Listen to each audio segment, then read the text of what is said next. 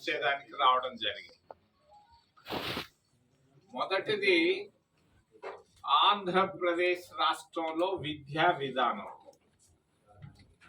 రెండవది అమరావతి, మూడవది బనకచెర్ల, నాలుగవది ఇందిరాగాంధీ ప్రజాస్వామ్యం.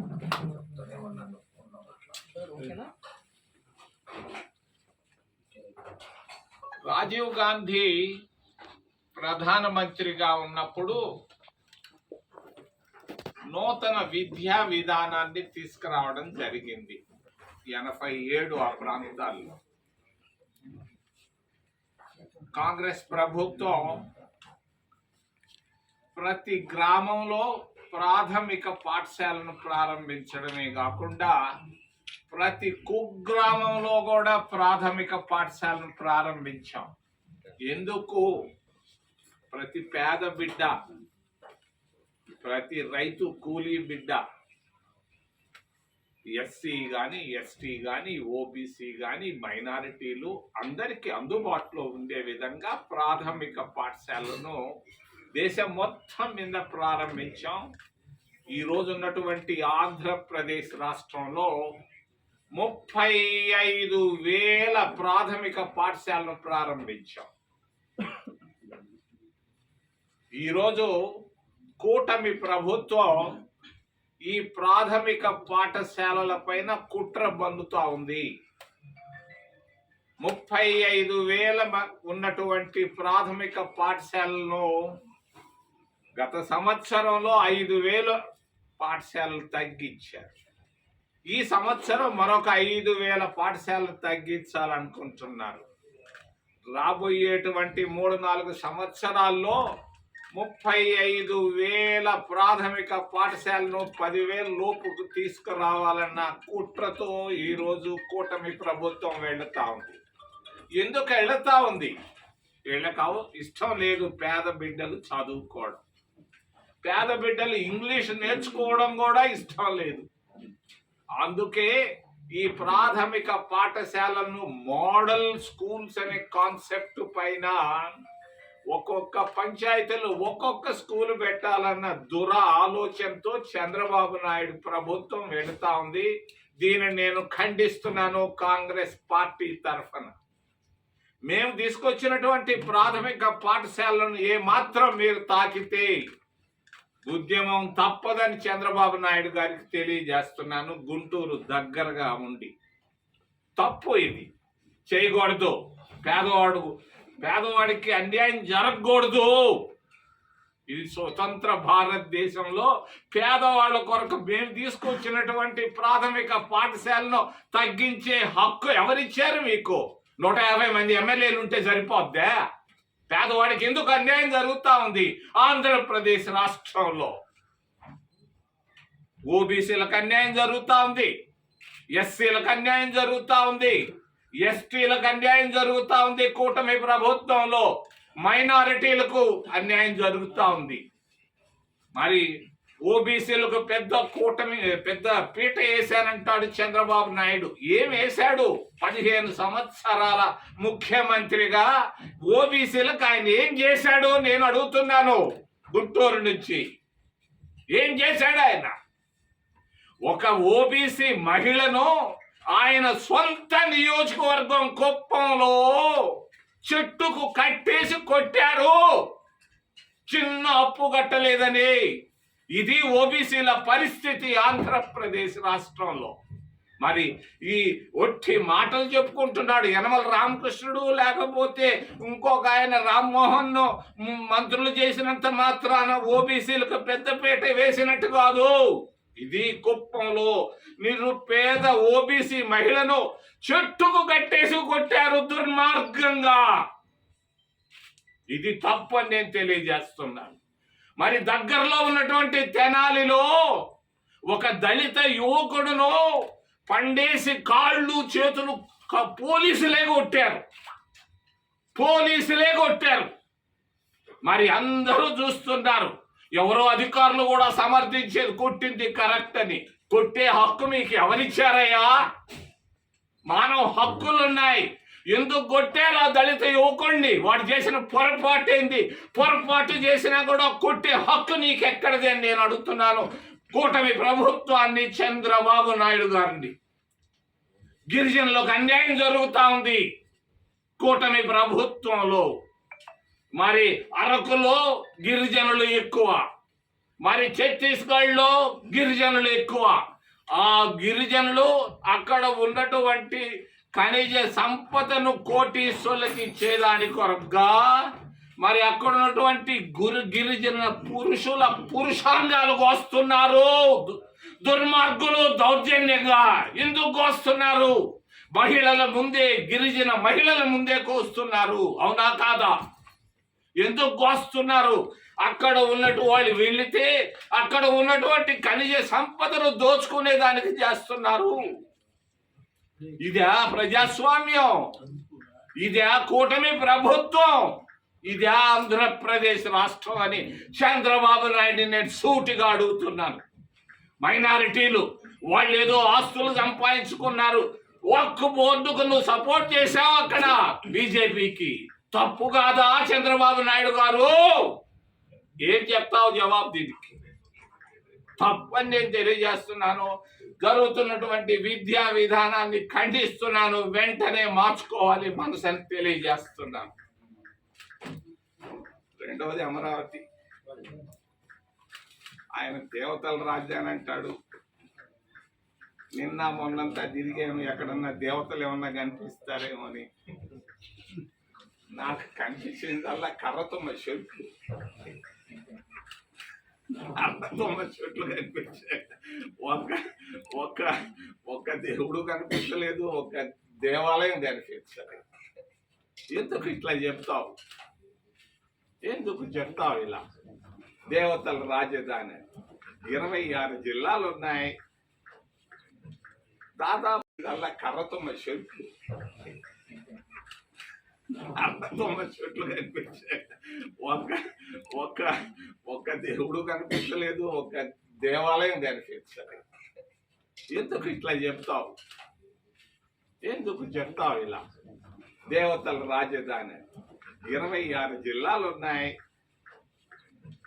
దాదాపు 23 జిల్లాల్లో ఉన్నటువంటి వాళ్ళు అమరావతిని ఇష్టపడతారు.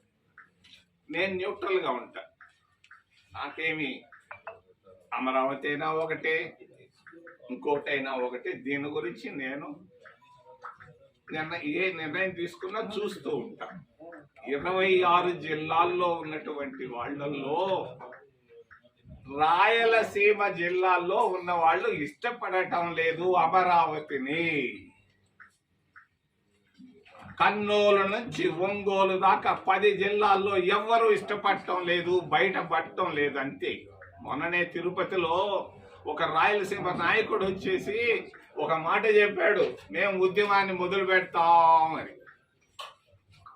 చంద్రబాబు నాయుడికి సున్నితంగా తెలియజేస్తాను, నువ్వు రాయలసీమ బిడ్డవి.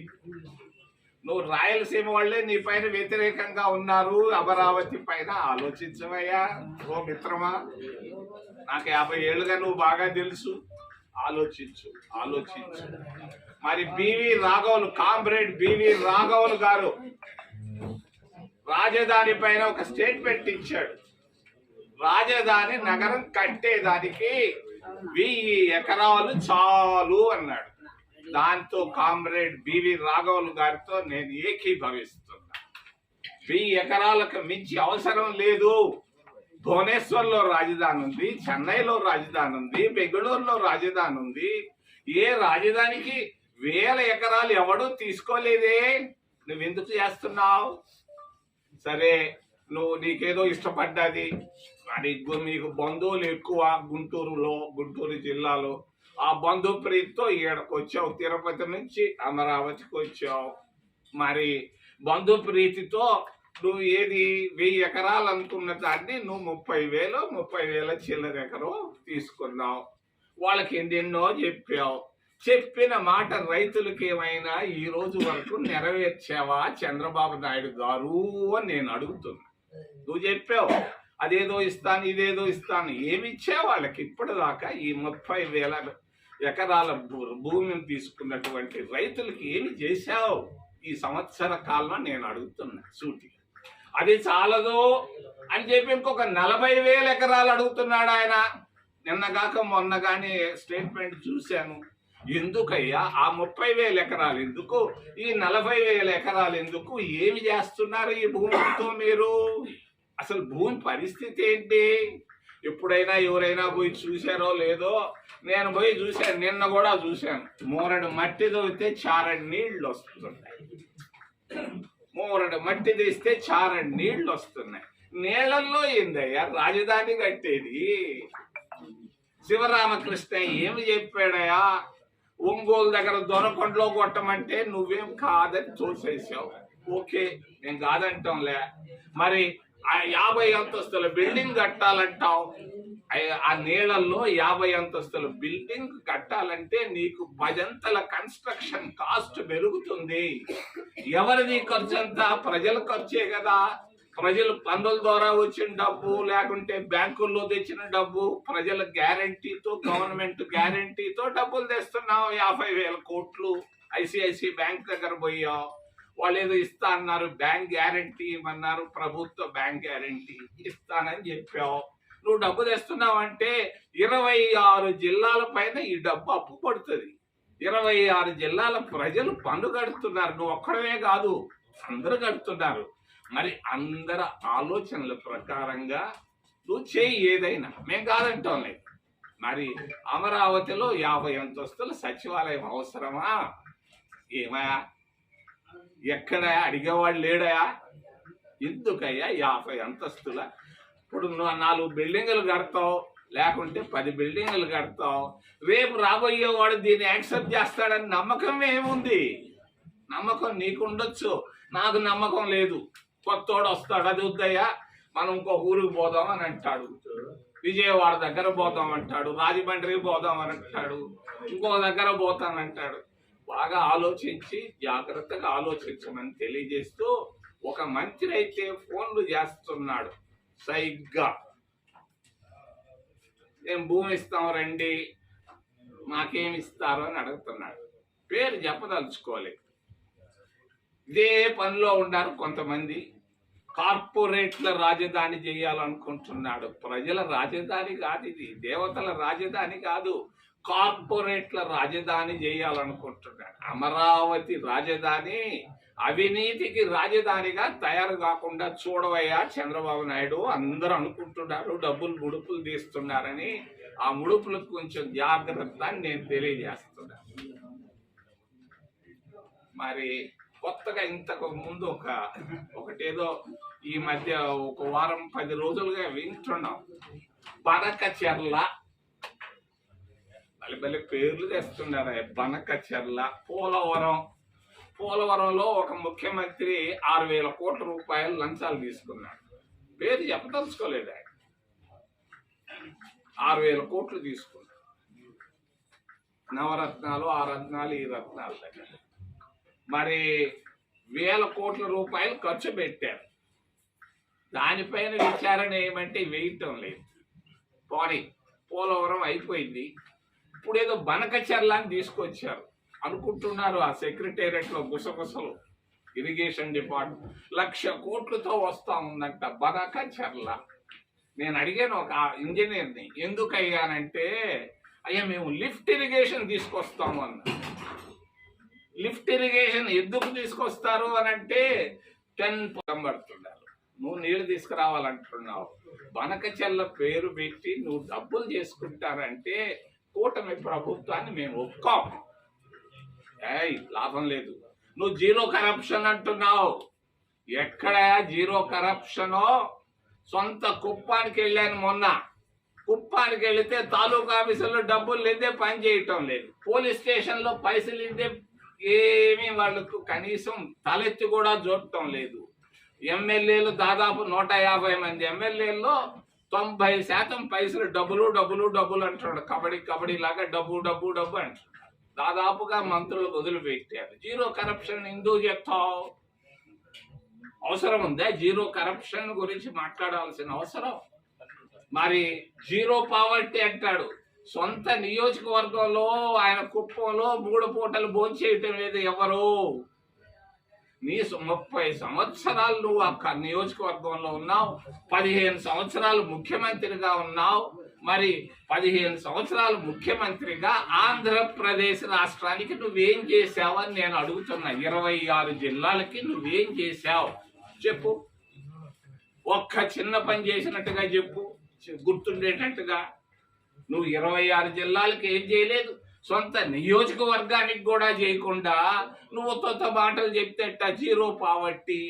ఇప్పుడు కొత్తగా ఇంకేదో ఆ యోగాంధ్ర కాదయ్యా, అదేదే యోగా ఆంధ్ర, యోగా చేసి ఆంధ్ర. యోగా ఆంధ్ర కాదయ్యా, 10 మందికి ఉద్యోగాలు ఇప్పించవయ్యా, 10 మందికి. నేను నిన్నంతా గుంటూరు జిల్లాలో ఎస్సీ కాలనీలు తిరిగాను, అడిగాను చాలా మందిని. గుంటూరు జిల్లాలో ఈ సంవత్సర కాలంలో కానీ 15 సంవత్సరాల్లో కానీ ఏ ఒక్క ఎస్సీ కన్నా చంద్రబాబు నాయుడు సహాయం చేశాడా అని అడిగాను. ఒక్కరు మాకు సహాయం చేశాడని చెప్పలా.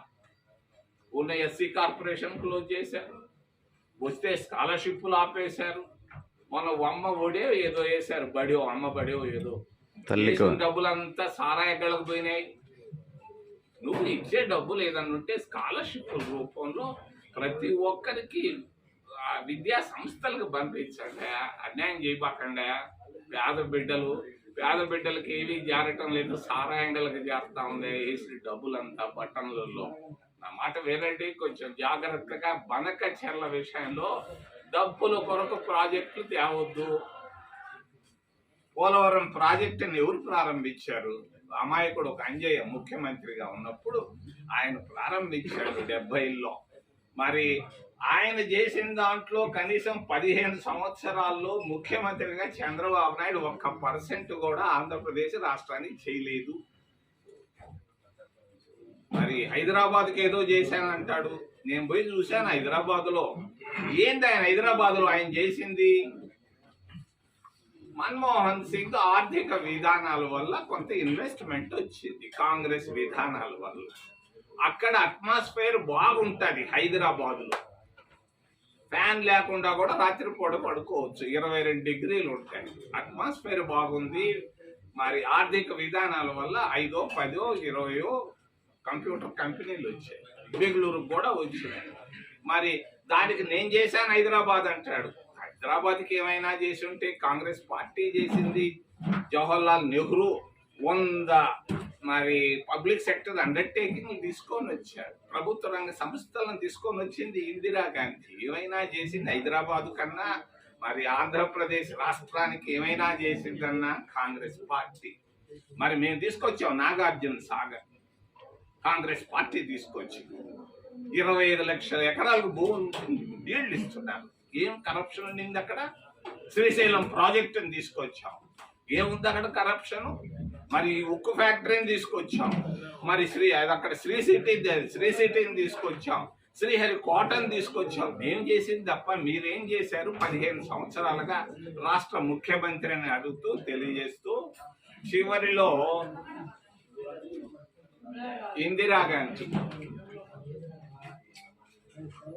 ఇందిరాగాంధీ ఉన్నప్పుడు ప్రజాస్వామ్యం లేదు, ఇందిరాగాంధీ ఉన్నప్పుడు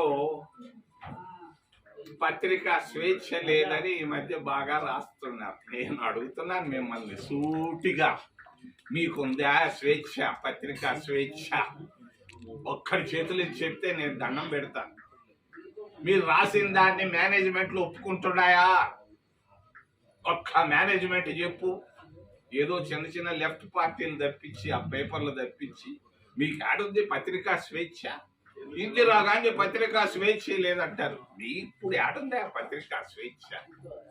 మరి అంతేకాదు, మరి ప్రజాస్వామ్యం ఇందిరాగాంధీ 50 సంవత్సరాల నాడు ఉంది ప్రజాస్వామ్యం, ఇప్పుడు ఆడుంది ప్రజాస్వామ్యం? మోడీ పాలనలో గిరిజనుల పురుషాంగాలు పోయడమా ప్రజాస్వామ్యం అంటే? ఎప్పుడన్నా విన్నారా చరిత్రలో, ప్రపంచ చరిత్రలో పేదవాళ్ళ పురుషాంగాలు కోసేది? మరి ఈ రోజు జరుగుతా ఉంది. ఏంటి యాడుందే? ఇందిరాగాంధీ ఎందుకు చచ్చిపోయింది? ఇందిరాగాంధీ ఏదో గొప్ప పనులు చేసిపోయిందా? ఆమెను ఎందుకే మీరు ఇప్పుడు అనరు దానికొరకు ఎవరు క్షమాపణ ఎందుకు చెప్పారా క్షమాపణ మీరు చేసేదానికి క్షమాపణలు చెప్పండి. ప్రజాస్వామ్యం ఆడుంది, మరి విదేశాంగ విధానం ఎట్టుంది, మోడీ పరిపాలన అధ్వానంగా ఉంది. ఏముంది మోడీ 11 సంవత్సరాలు ఆయన చేసింది ఏంటి? గుడ్డలు మార్చుకోవడం తప్ప. రాత్రి ఎవరో చెప్తుంటారు ఆయన చెప్పులు ఖర్చే 2 లక్షలు అంట. ఆయన వేసుకునే బూట్లో గీట్లో వేసుకునే సొక్కాలు, ఆయన వేసుకునే ఓవర్ కోట్లు 2 లక్షల్లో ఉన్నాయి. ఏందా నువ్వు మాట్లాడేది? ఏం చేసావా? 10 జతలు బట్టలు పెట్టుకోనున్నావు, కోట్ల రూపాయలు విలువైన గుడ్డలు పెట్టుకోవడం, పేదోడికి ఒక జత గుడ్డలు లేక అల్లాడుతుంది. వాటి గురించి ఆలోచించాలి. ఎందుకు మీరు గ్యాస్ కొట్టుకుంటా బతుకుతారు? ఆపండి. మరి ప్రజాస్వామ్యాన్ని ఇవ్వగలిగింది, చేయగలిగింది, చేసింది కాంగ్రెస్ పార్టీ. కాంగ్రెస్ పార్టీ వల్ల ఏదైనా సాధ్యమని తెలియజేస్తూ, ఏదైనా ప్రశ్నలు ఉంటే అడగదని మిమ్మల్ని చేతులెత్తి ప్రార్థిస్తున్నాను. అమరావతి దేవతల రాజధాని కాదంటే 2 జర్నలిస్టులు అరెస్ట్ అయ్యారు. మీరు కూడా అరెస్ట్ అవుతారేమో.